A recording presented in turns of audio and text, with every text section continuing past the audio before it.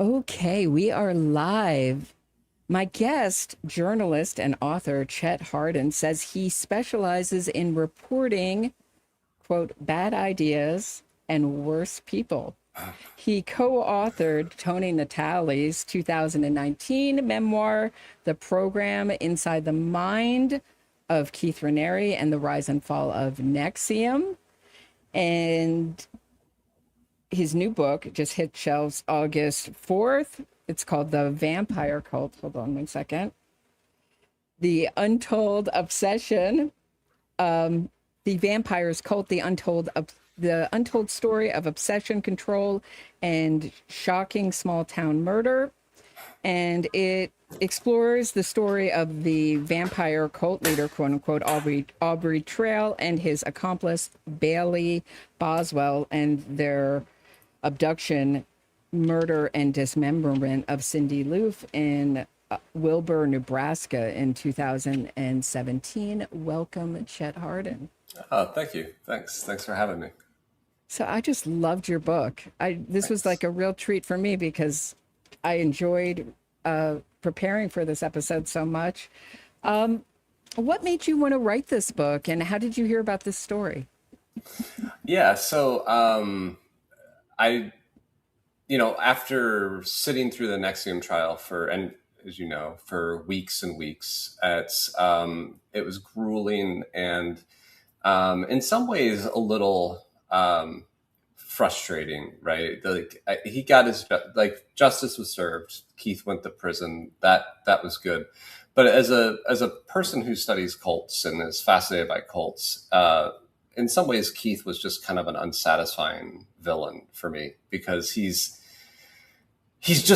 worked himself up in his mind to being this persecuted hero, and there was just never any sort of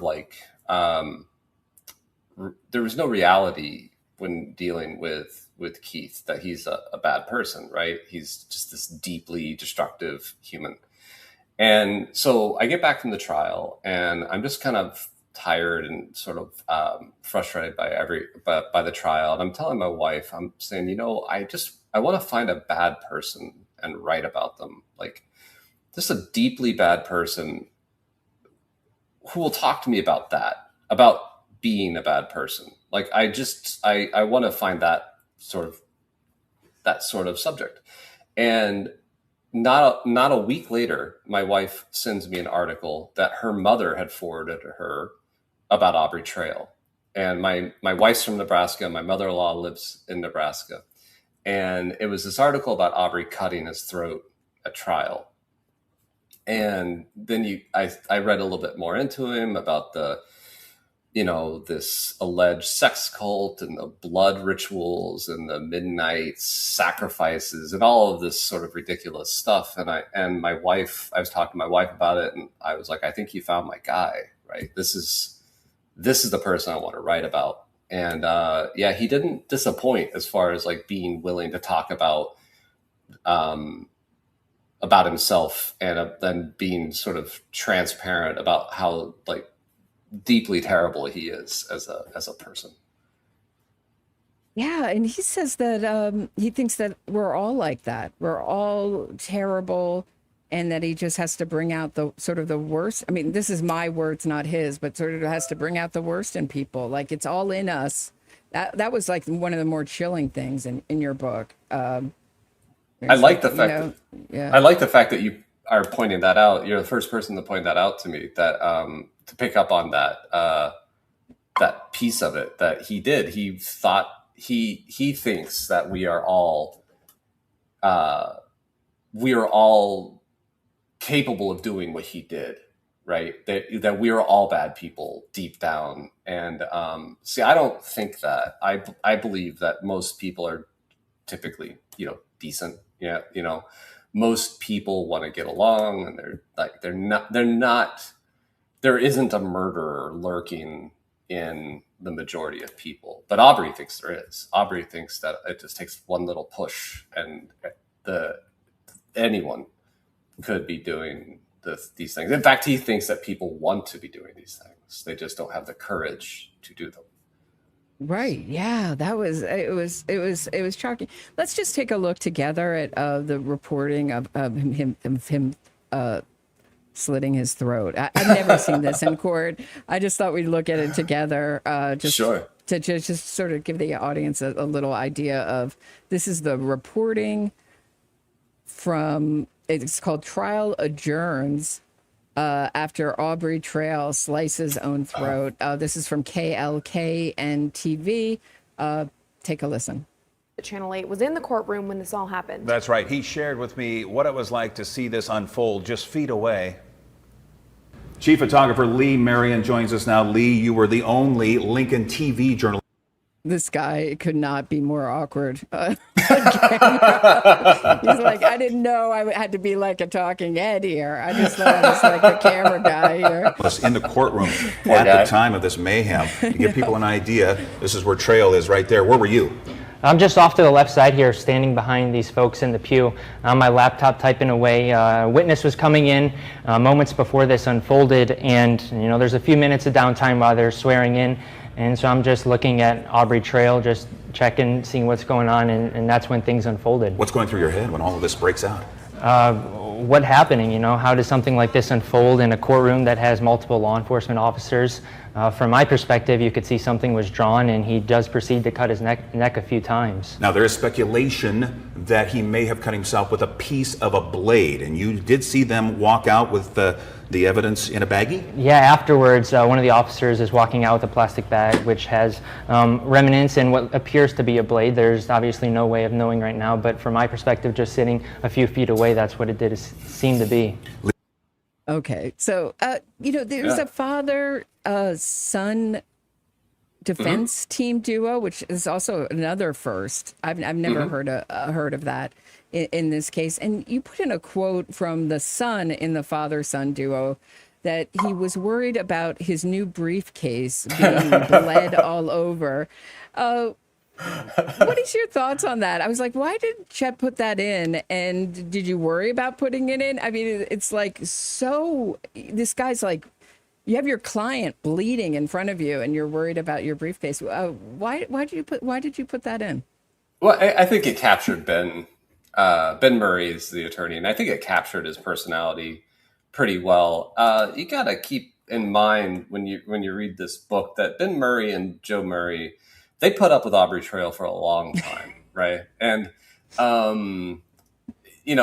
people can sue for ineffective counsel, and I think counsel should be able to sue for ineffective client when dealing with someone like Aubrey Trail. He is just so much to deal with. And so, I think that, like, for one thing, it's like at that point in the trial, Aubrey is just, they've dealt with him for a long time. Ben's had to deal with him for a long time. But another thing, it's just a brand new briefcase, right? I mean, it is like his wife gave it to him as a gift for to commemorate this achievement in his life of becoming a lawyer that he'd been working so hard for.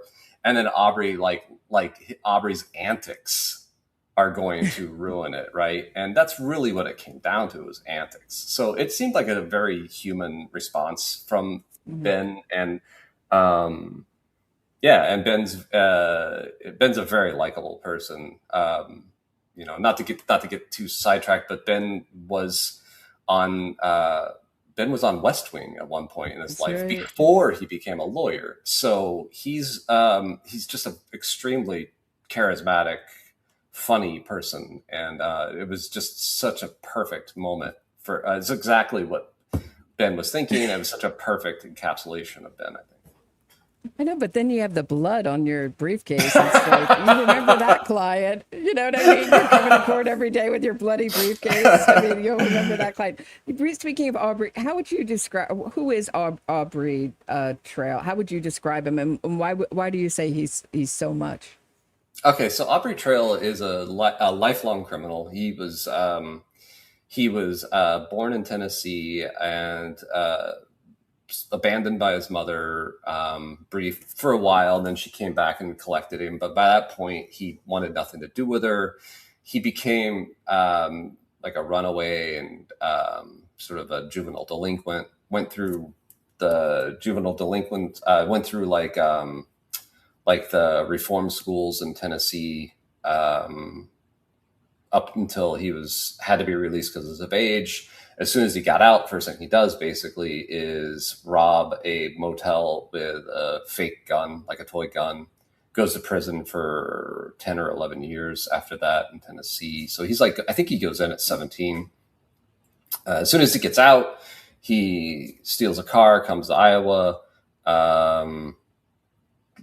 wrecks into this old woman driving her car out of like a bank, goes back to jail. He's just in and out of jail constantly, running cons on people constantly, stealing from people constantly. So his entire life is just filled with petty theft, passing bad checks, running cons on people. And he's just a con man, and he's just a lifelong felon, and he's obnoxious, and he's just unpleasant, but he's also very charismatic, and I think that's why he pulls off his cons. Like, for example, he went by the alias Alan Gambino for a long time. And this is a man with a deep Tennessee accent claiming that he was a member of the Gotti family. And he really just thought he could sell that to anybody, right? He really thought people would buy it. I guess a lot of people did believe that he was Alan Gambino, former button man for the Gotti family. But he's just a lot. He's a lot to take. When I started talking to him, he told me that he would work with me and he would give me everything, his discovery, everything, but he wanted 50% of my royalties. And so I told him, I was like, Aubrey, I'm not doing that. Like, I'm a journalist. I don't partner with convicted murderers on books. And he goes, all right, well, how about 30%? And I said, no, you're not getting it. I'm not paying you anything. You're my subject. That's how this relationship's going to work. And he goes, all right, well, how about I give you everything, but I get final say over the book. And this has been going on for months. And I'm like, Aubrey, look, you're a dime a dozen. I'm just going to go find someone else like you and write a book. And that'll be that. Right. And so then I forget how long goes by before he finally is like, all right, you can just have everything. And so that's how I got access to his discovery, and he talked to me for about 24 hours. But yeah, he's a lot, Anyway, I don't want to get too far in it, but yeah, he's a lot to take.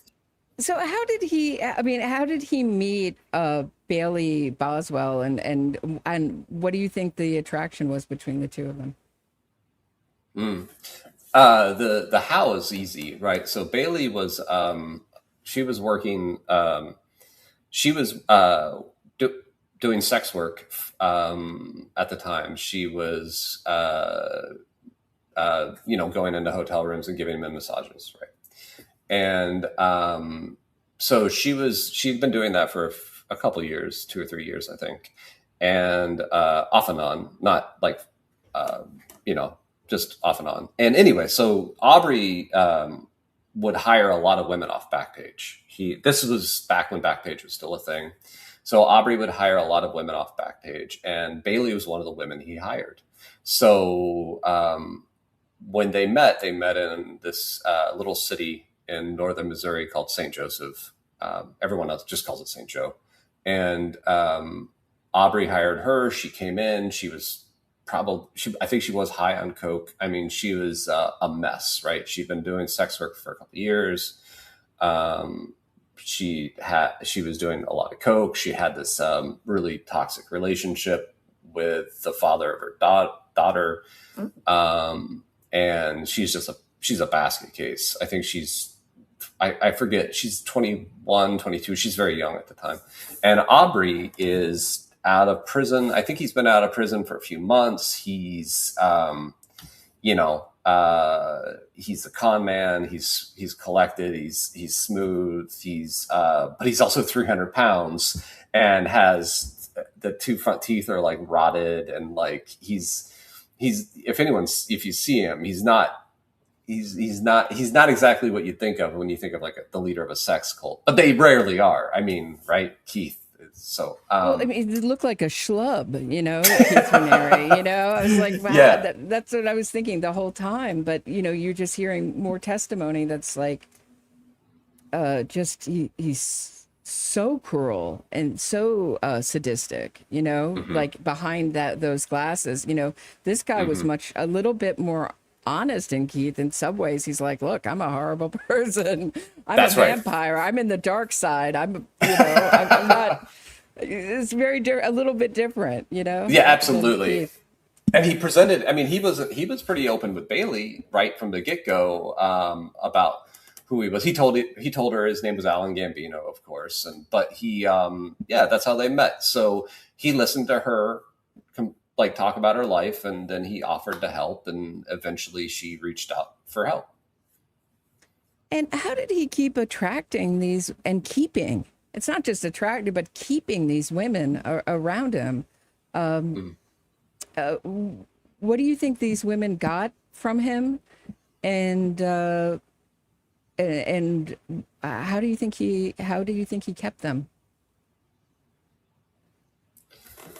I mean, I think money was helpful. I think this this sort of role of being like a father figure, or someone who just kind of had a plan or an idea for life. I think that it's hard to know, but I think it's hard to know why anybody would stay with him or stick with him. I can talk about why I think Bailey stuck with him and stayed with him. Sure. Because she needed, I think, some sort of validation in her life, and she did get it through the sex work, and I think she was getting it from that toxic relationship I mentioned when she met Aubrey. But then when Aubrey started supporting her, he really did. He supported everything she needed. He bought her a car. He paid for her apartment. He bought her all new furniture. He just spent so much money on her. And I think Bailey was equating money with like affection or consideration. And that's how I think he got his hooks into her. And once he got his hooks in, I think a real codependency developed at that point in her with him. I don't know if she ever really loved him, but I think it became this very deeply codependent relationship where she couldn't imagine herself without or outside of him at some point. Well, she's not very functional without him. She's not really right. She's on the fringes of society. She's still on the fringes of society with him, but she's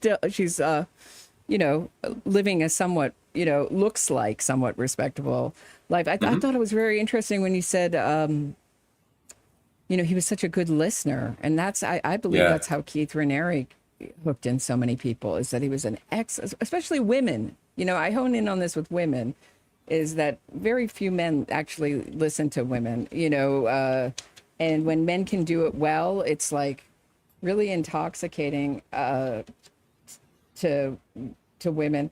But who is I just want to show people, so in case they get a second, this is them. Well, actually, I'll save it. You know by the thumbnail that he's heinous looking. Heinous, like your worst nightmare. Like on a blind date, if that guy showed up, you'd be like, oh, I'm out of here. Who were the witches?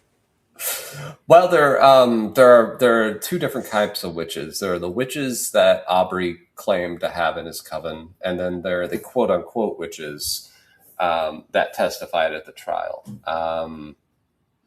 So there are these other witches. There's these other witches that.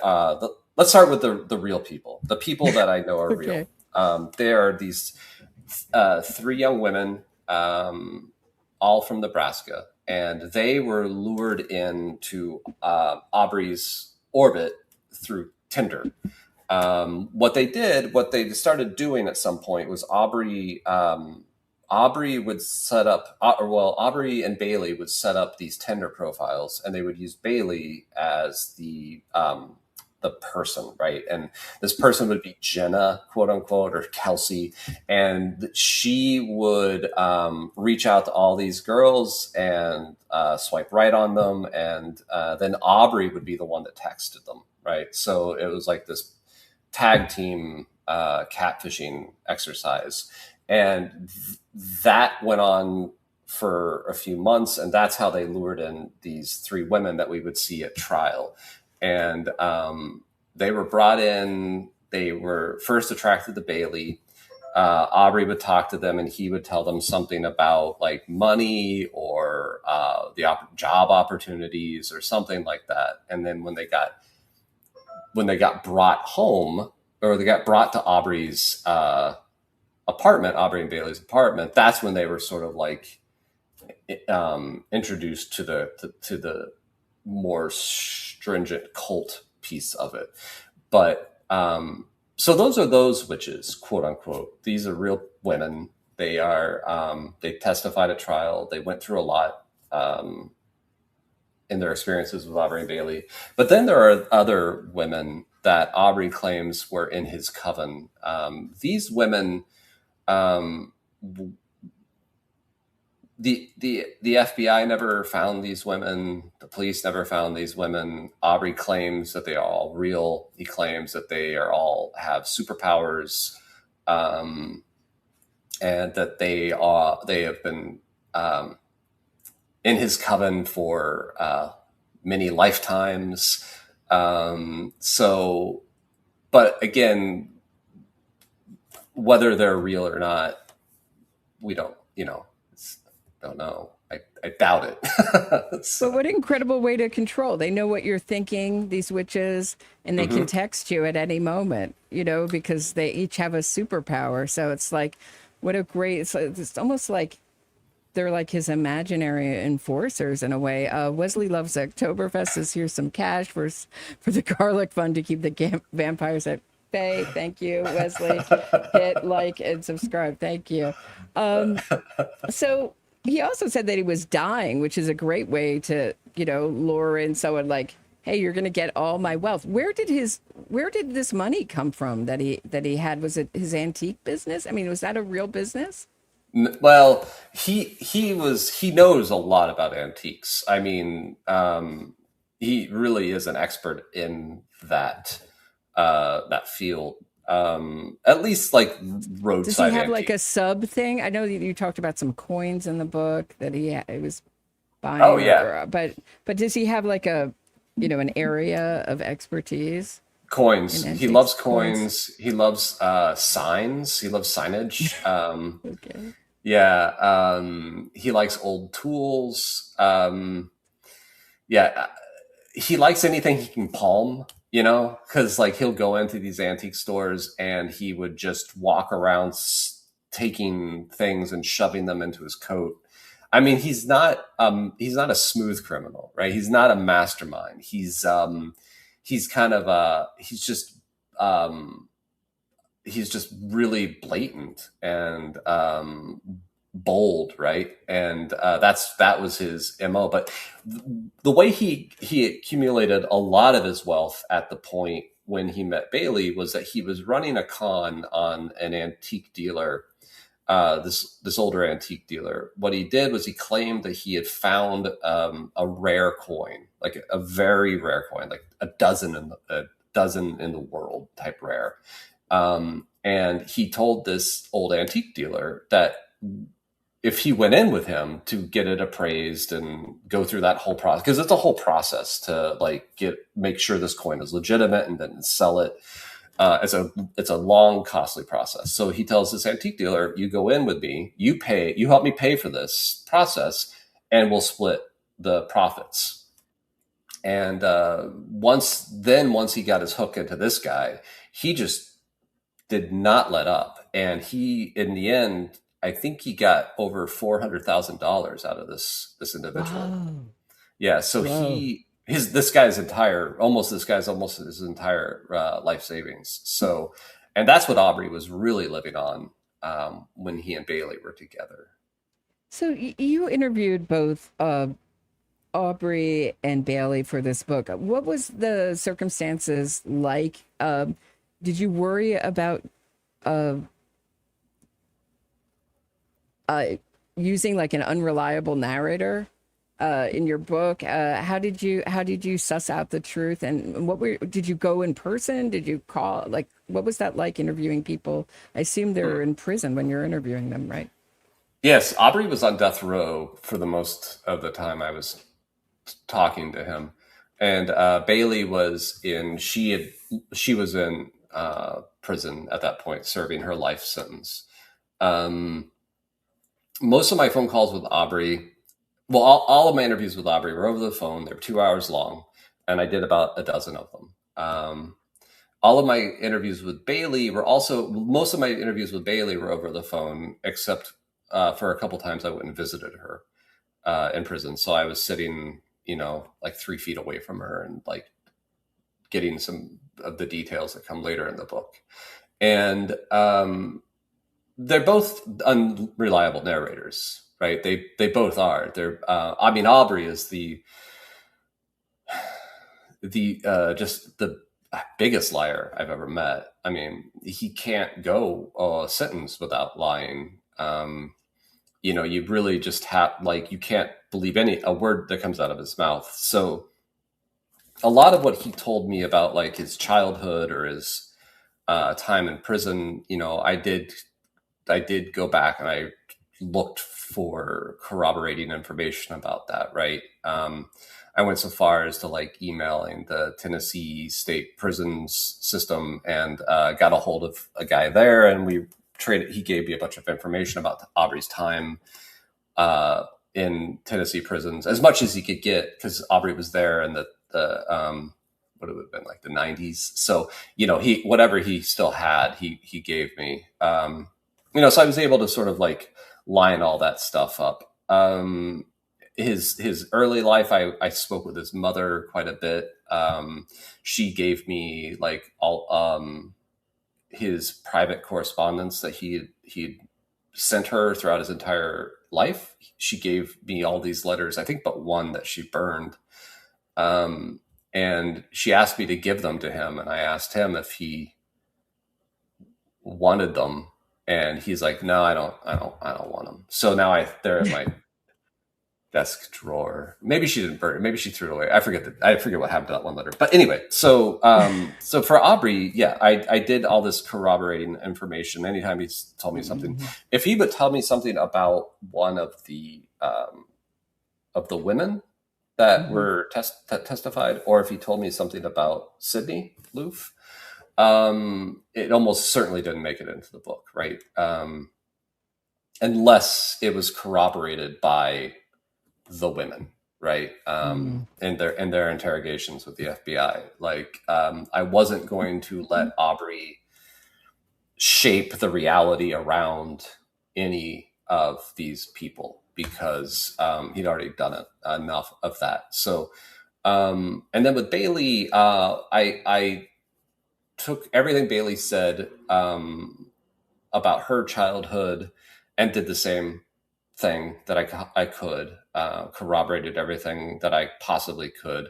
And then through like her parents or, her grandmother, who I spent some time with, or, the police work that I had access to.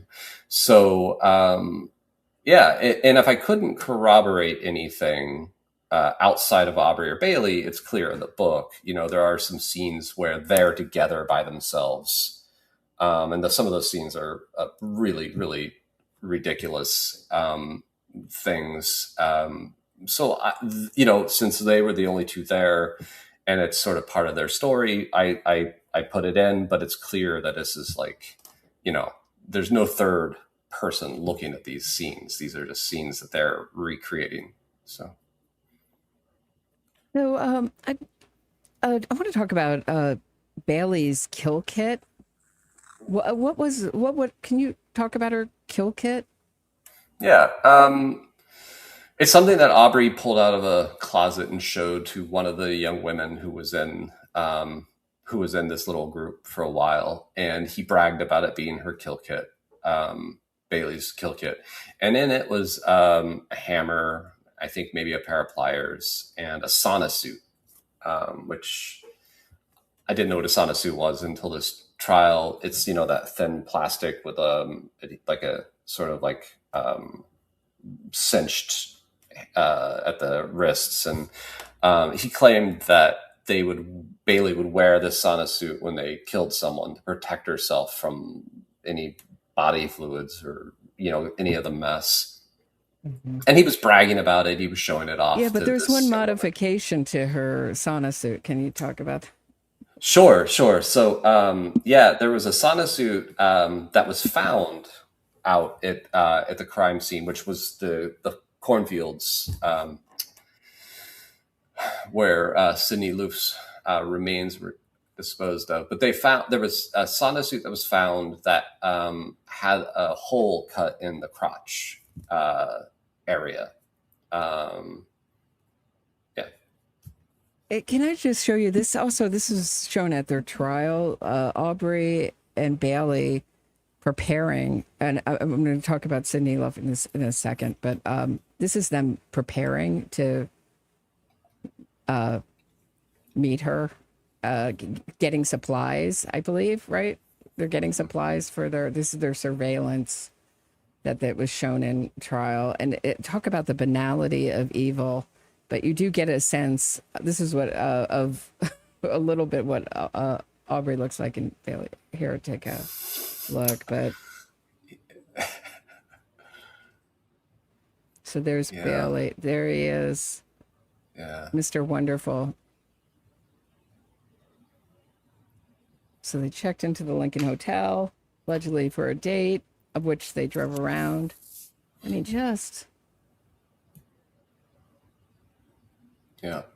cool as cucumbers, too. The next morning, the pair at Home Depot, they purchased hacksaws, drop cloths, and snap blade utility knives. So preparing to, Lord. Mm-hmm. So they bought trash bags and more cleaning supplies at Dollar General before Sydney Loofe was killed on the 15th.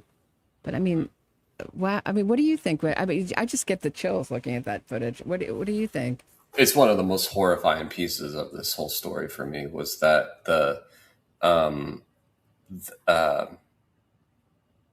how they knew they were going to kill. Well, I think, and I neither of them ever told me this, but I think they planned to kill her the second they swiped right on her.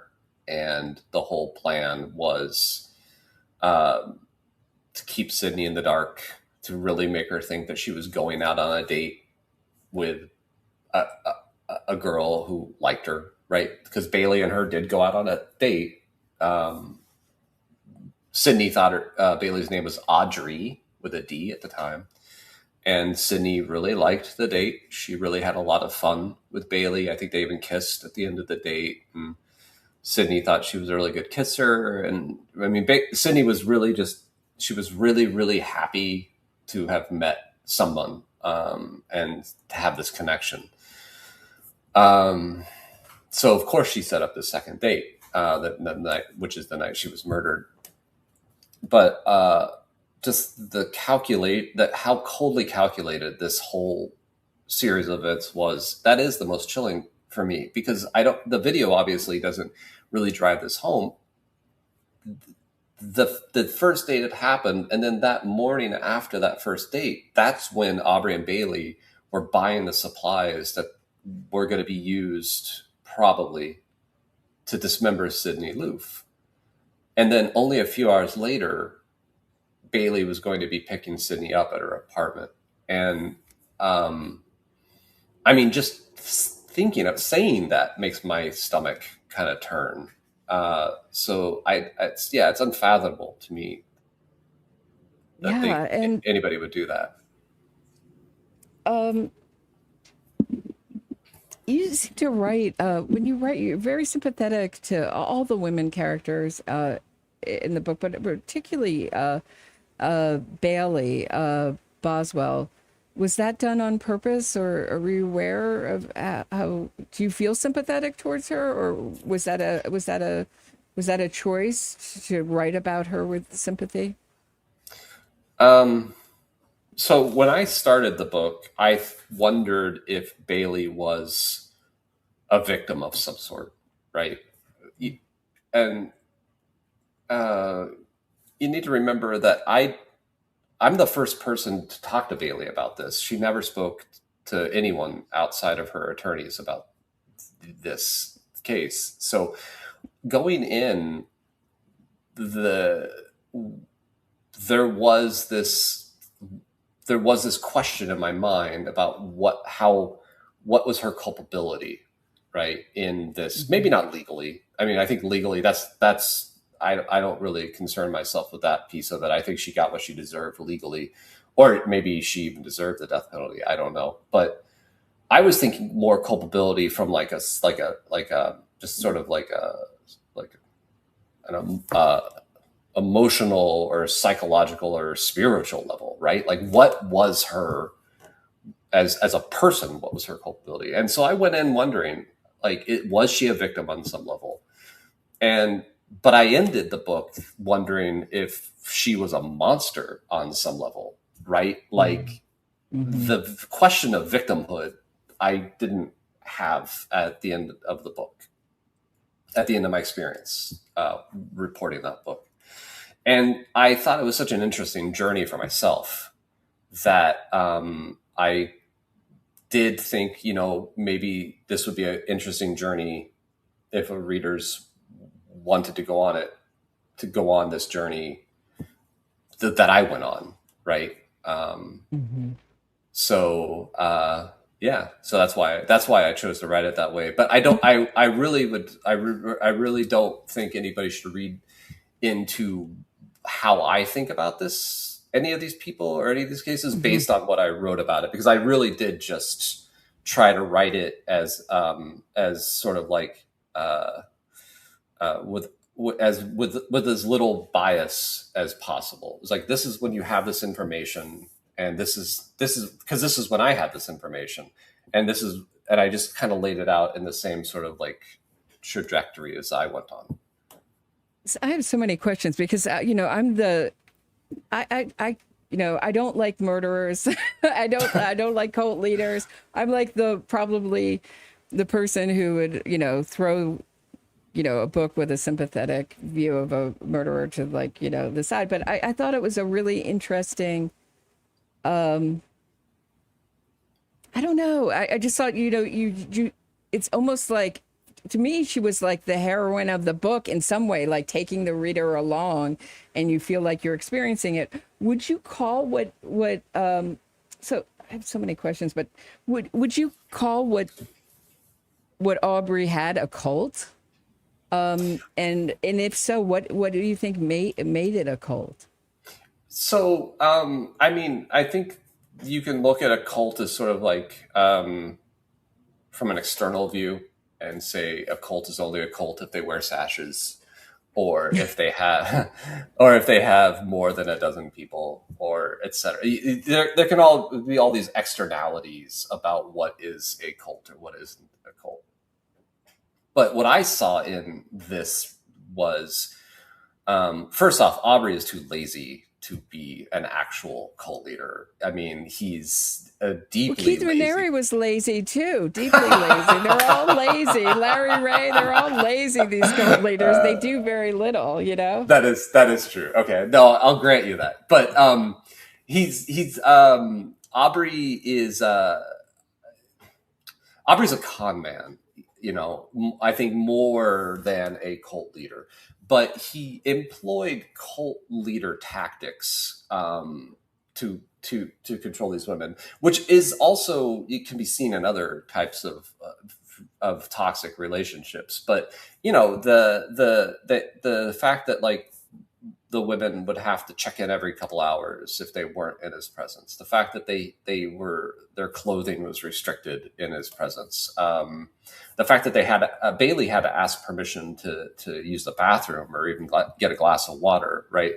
So the control that he exerted over these women when they were in his orbit was immense, and then the space he took up in their minds and their was also overwhelming. You know, this whole this idea that he could see them anywhere, and that he would always know what they were doing, that they couldn't talk to other men, that they that he could hear their thoughts, that they had been alive for centuries with him and other lifetimes, and he had this whole mythology that he had created, and that he expected them to believe, and they did start to buy into it for whatever reason. Some more than others. Bailey much more than the rest, and so there was all of these aspects, cultish aspects, and there was also the codependency aspect. I think that you see in a lot of relationships between cult leaders and cult members. The cult member becomes so codependent on the cult leader that they substitute the cult leader's agency for their own, and then they just don't, they just do whatever the cult leader wants them to do without thought, without sort of like questioning. And you could see some of that beginning, at least for some of the women, and totally for Bailey.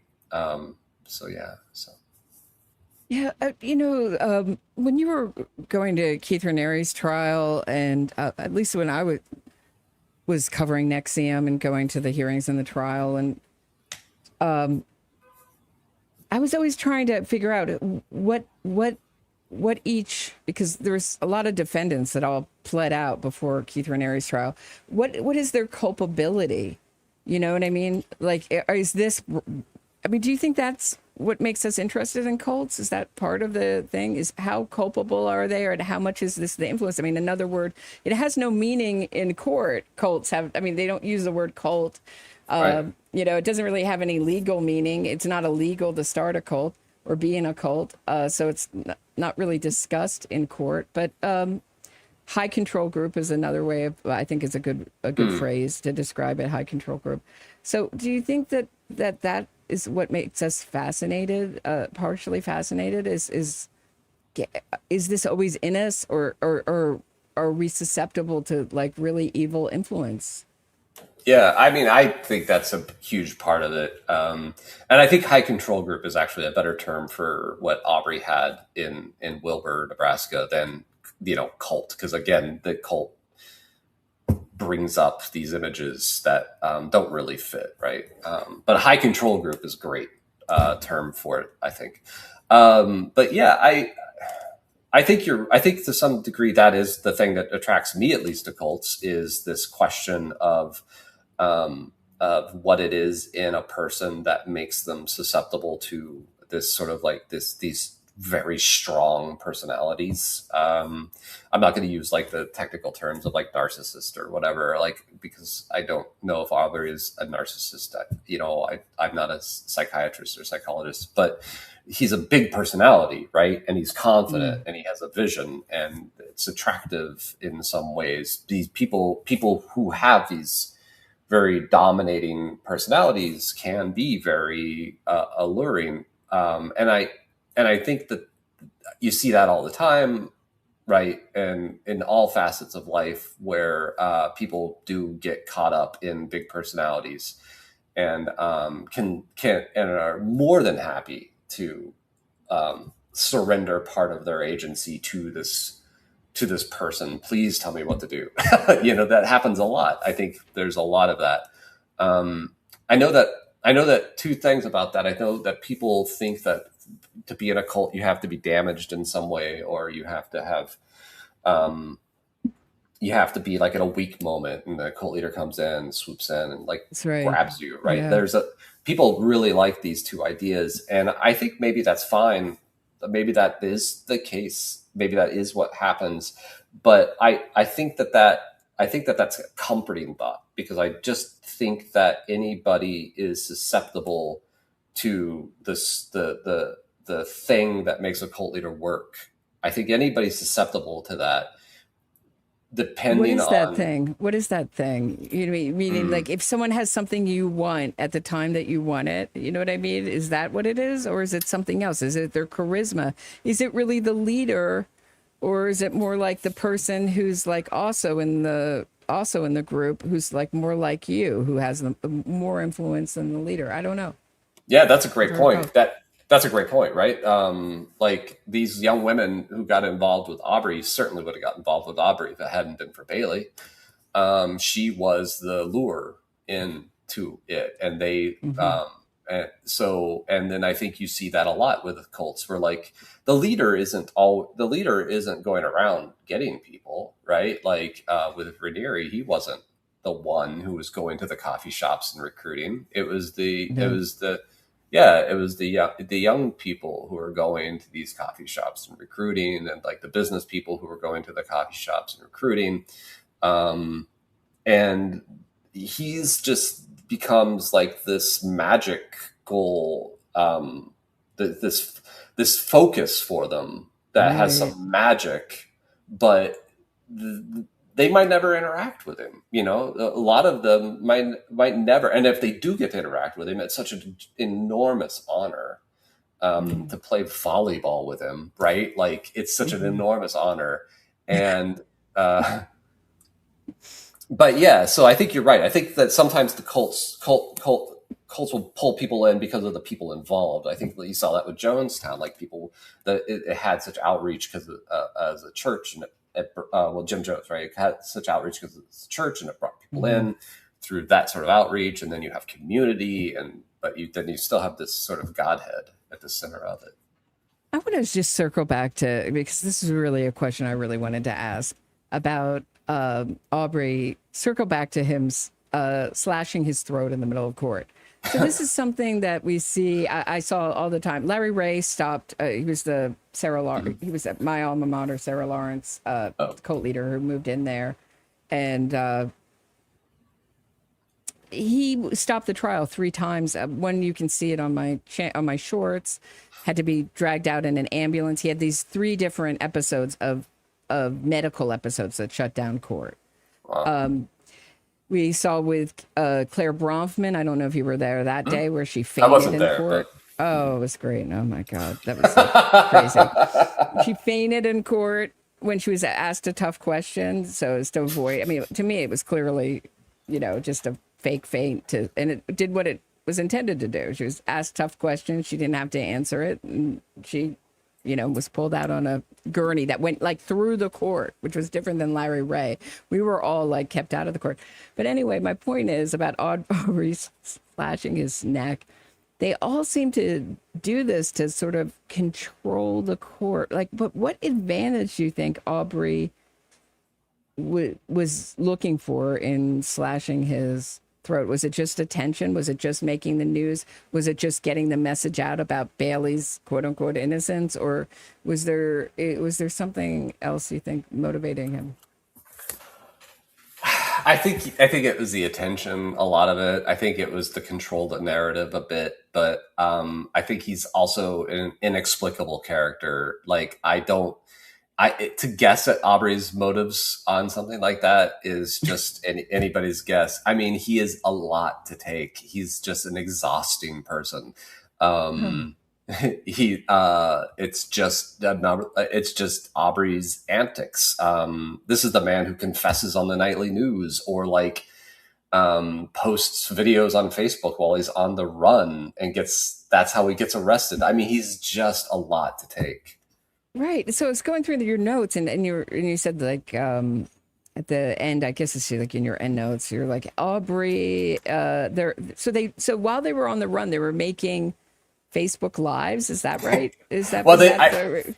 I guess they didn't do it live. I guess they recorded it and then they uploaded it, and they did 2. There's an outtake that I have a copy of, which they tried and they didn't like it, so they filmed it again. No, how did you get that? Was that evidence in the trial? Yeah, that was part of the Okay. discovery. Yeah. Okay. So yeah, it's pretty funny. But the two videos, that's how they got tracked down. Well, that's how the FBI in the final stages tracked them down to Branson, Missouri, was this Facebook video that he posted, sort of taunting the police, claiming his innocence while they're on the run and refusing to talk to the police. I mean, it was just absurd. It just was the weirdest possible move. And but that's Aubrey. He I think he sometimes just does things because he thinks it's funny, because he gets a kick out of it.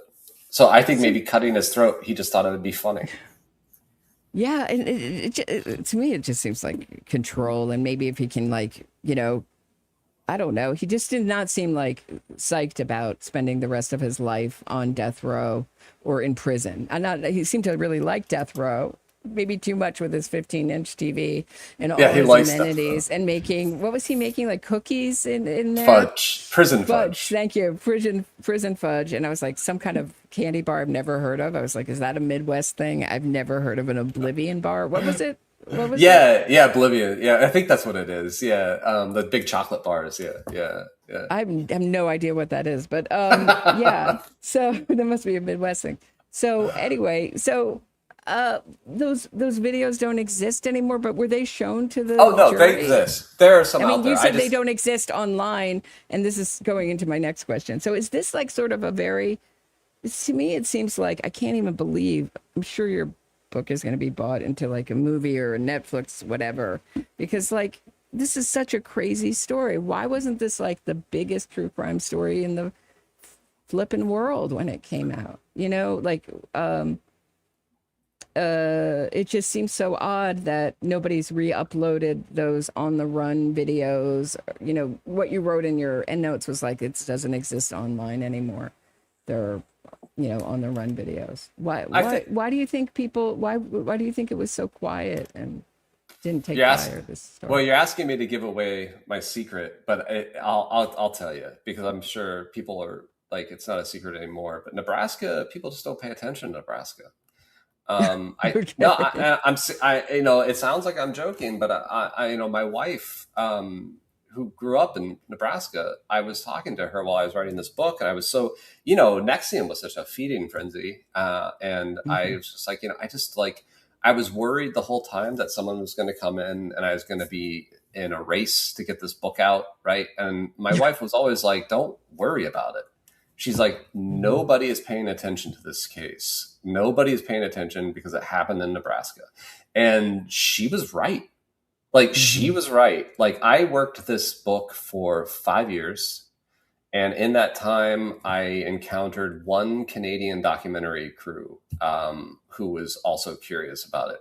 But other than that, there was nobody. And I think it's interesting to me that's the case. But it just completely flew under the radar. Also, no, because Aubrey's trial happened in 19, so it was pre-COVID. So I really don't know. They call it like flyover country. They call those people like slope-headed.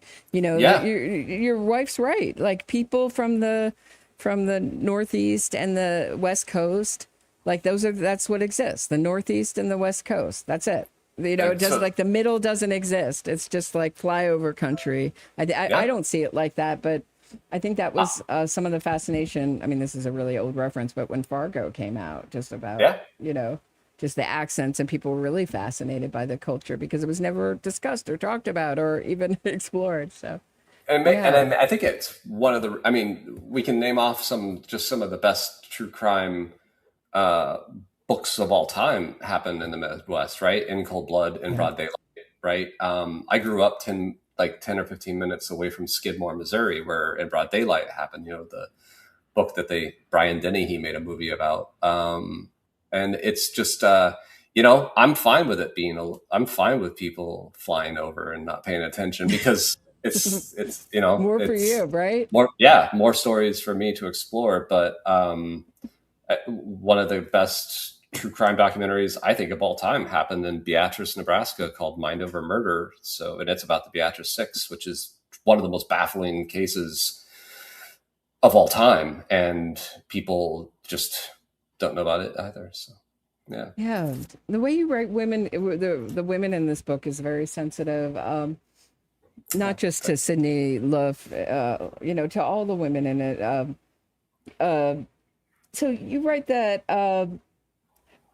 Sorry, I don't want to go through my, page through my notes, but so I'll just like paraphrase. But you just say like you wanted to write about how we're all susceptible to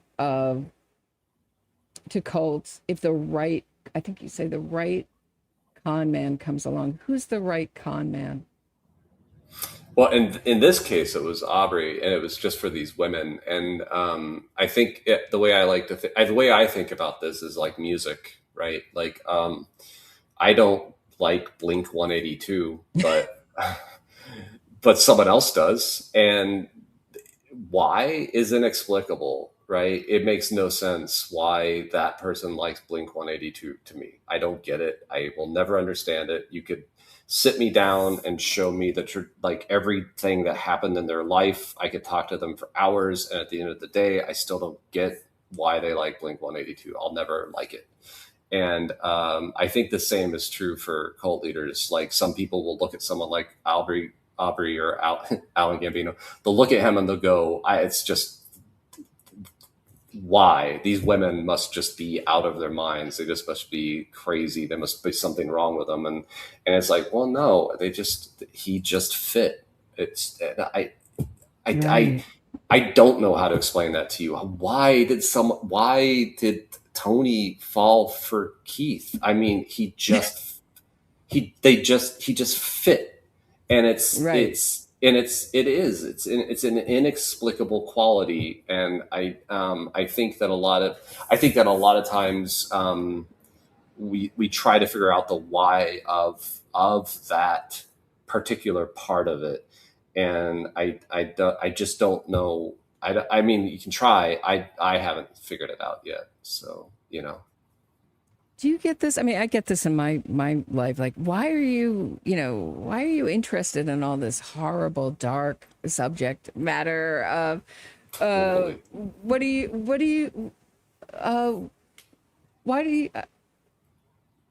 you think you're drawn to it? And do you think there would be a time when do you think you'll ever figure it out and sort of abandon the true crime genre and move on to something else? Or I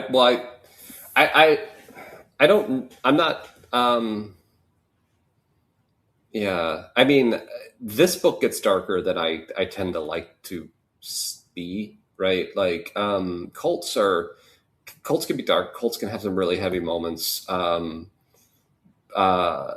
The murder piece of this, what happened to Sydney, was extraordinarily hard for me to write about. That's not what I wanted to explore necessarily. It was just piece of this this larger story that I wanted to look at.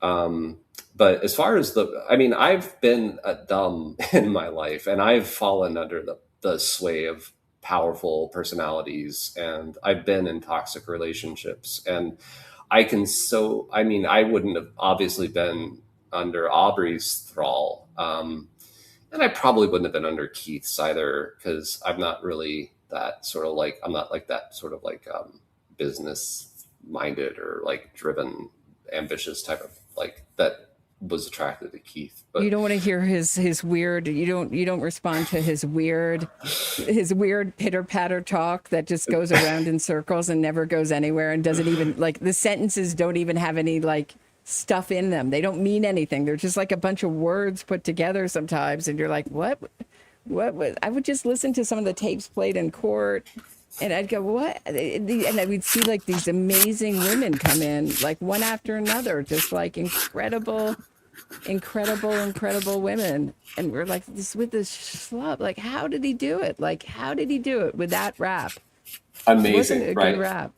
No, Yeah. it's amazing. I mean, so, I mean, that's what Aubrey has over Keith for sure. Is Aubrey's a good storyteller. You can sit and listen to Aubrey tell a story for hours, and he's engaging, and he's funny, and he's unpredictable, and but he's also at the same time incredibly cruel and crass. But with Keith, I mean, he's just indecipherable. It's just you can't get a good, as a writer, I couldn't get a good quote out of the guy. I mean, it's like give me, it's like you're looking for a quote, you can't even get it because it's just like, it's all like Word salad. Word salad. I mean, I know that's sort of like maybe that's not even the best phrase, but what do you think's next? I mean, this to me read like I said to you beforehand, like it really read like a sequel to the program. To me, there's so many parallels. I mean, I didn't write them all down, but I was making note of them in the book as I was reading along. I was like, this is just like NXIVM,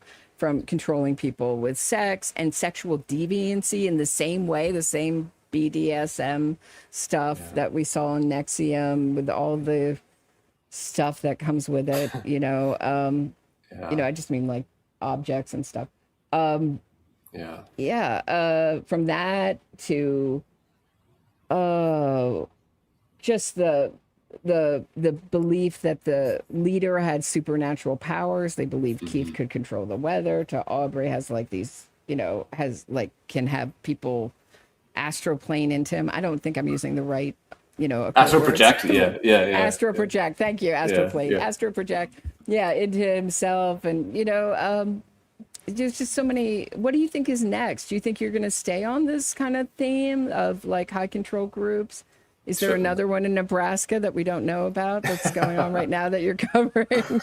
Can't tell you. No, I definitely will never stop working on projects about high control groups, and because it has been my lifelong fascination. I'm not over it yet. I do have a book that I'm going to be trying to get out in the next couple of years that is very different, but also about high control groups. It's funny, which is definitely a change from this last book. But no, I think I always will, because I think since I've been a kid, it's always been my fascination. And like I say, I've been in high control relationships, and I've been in toxic relationships, and I know what it feels like to be that person. And I think I could be that person again. So like, it's this constant sort of wariness and sort of like vigilance on my part, and that kind of feeds this sort of obsession, I guess. I don't know, but yeah, I'll always be writing about them. So. Yeah, there's some people who came into NXIVM from other cults. I mean, and there's some people still worried about in the NXIVM, that will go on to another cult. I worry, that they're going to just like continue on. So it's funny. Anything else that we didn't talk about that you want to talk about? No, this has been great. I think you've covered everything I want to talk about. Thank you for bringing me on to talk about this book. It's been, it's taken a lot of time and a lot of effort, but I think it's been worth it. So out now on Source Books. I cannot recommend it enough. The Vampire's Cult, Chet Hardin. Really, if you want like a page turning, fun book, I mean, it's true crime. So, it's dark, but it's fun. It's a fun read. It's a really fun read. It's highly recommended. Thank you, Chet Hardin. This is like a delight and a real pleasure for me. Thank you so much for coming on. All right. Thanks, everybody. See you tomorrow.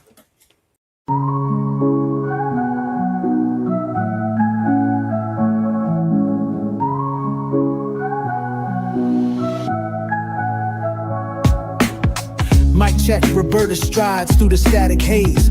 True crime Gotham where the shadows play their plays. Fraudsters fold when a spotlight beams. Fact-focused queen busting propaganda schemes. Glass shatter lies echoes through the streets. Standing for victims, giving voice their beats.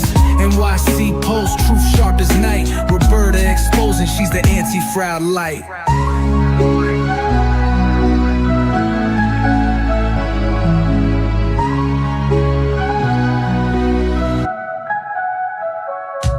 Cash warrior, dissecting state and defense. Twisted innocence, claims breaking pretense. Gotham's truth seeker cuts clean with the blade. Facts in the forefront, no justice gets swayed. Cold facts drip heavy, real talk unfurls.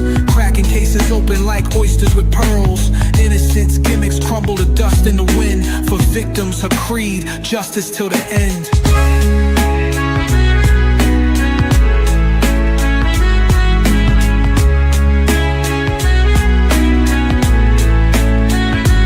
Headphones blazing, she drops heavy artillery. Narratives twisted, meet blunt object civility. Roberta got receipts that unravel the ploy, exposing the lies these fraudsters deploy. Glass shatters lies, echoes through the streets. Standing for victims, giving voice their beats. NYC Pulse, true sharp as night. Roberta exposing, she's the anti-fraud light.